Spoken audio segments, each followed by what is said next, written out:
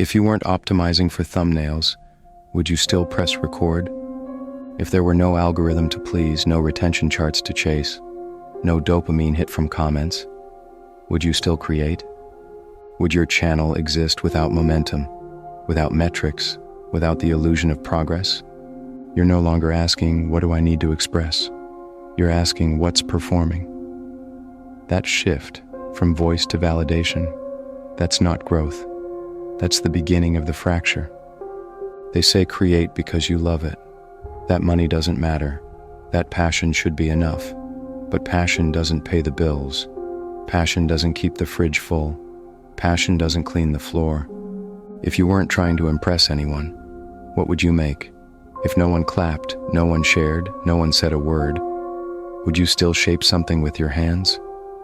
Would you still carve something into the world just to say, I was here? That's the first lie they teach you, that your work only matters if someone sees it. But creation isn't performance. It isn't a brand. It's not a content drop or a launch. It's a defiant whisper in the dark that says, I exist. You remember the first thing you ever made. It was messy but honest, ugly but yours, and you were proud until someone winced, or worse, shrugged. So next time, you polished it, smoothed the edges, softened the voice, and slowly you stopped creating from instinct and started creating from memory. Their memory, of what they liked, of what the algorithm reinforced. You forgot the silence, how it felt before likes, before followers, before feedback loops and trend reports, before the platform trained you to compromise for reach. You're not building, you're reacting, not expressing, just complying in compliance. That's the prettiest cage they've ever built. You think you're selfish for wanting something back. You're not.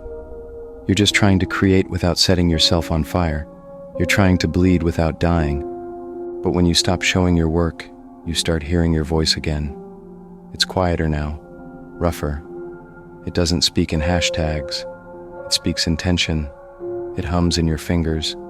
It curls around your ribs like a secret. And it whispers, what if I made something no one else would dare to? What if creation didn't need an audience? What if it just needed stillness? Some mediums are louder than others. Most require patience, time, temperature control. Sometimes you make art with brushes, sometimes with bone. Either way, it's expression. Either way, it's you. So you keep showing up, keep pouring yourself into the work, and when nothing comes back, when the silence outlasts the scream, you either stop or change the shape of your offering. You learn the weight of a human body isn't constant. It shifts. It fights. Especially at first. You thought one cut would be enough, but it never is. You learned that veins spray, but arteries spit. That if you don't cut the tendon, they just keep crawling. Even without a tongue, they'll make sounds you can never forget. You thought their eyes would close, but they don't. Not unless you make them. Not unless you press hard. The lids don't want to surrender. They hold on, like the rest of them. And when it's quiet again, when they stop gasping like fish, you see what you made. Arranged flesh, realigned bones. Your signature, a rib cage spread like gallery doors. You stopped offering your work like a prayer. You started making something the world couldn't return. You learned how the body reacts to fear, how it tenses before the blade, how it gasps at the first real pain, how it jerks, then settles. And that settling, that final stillness, that's the applause you must seek. I didn't do this for attention. I did it because I couldn't keep dying for art that didn't bleed back. They all said, just keep going. But none of them offered to carry the cost. They call it sick, but they'll never understand what true art is. I didn't do it for fame nor for the followers. I did it for truth, for the freedom to make something that can't be misinterpreted. Because screams are honest. Art is trial and error. You failed at first, cut too deep, too quick, too lousy. But now you could carve a spine with your eyes closed, peel back a throat like fruit, and when it's done, when it's finally quiet, you are content. There's no gallery nor a feed, not even a signature in the corner, just the cold hum of the freezer in a room that doesn't need an explanation. You didn't build a brand. You built a shrine. You weren't chasing likes. You were chasing stillness. And now, you found it.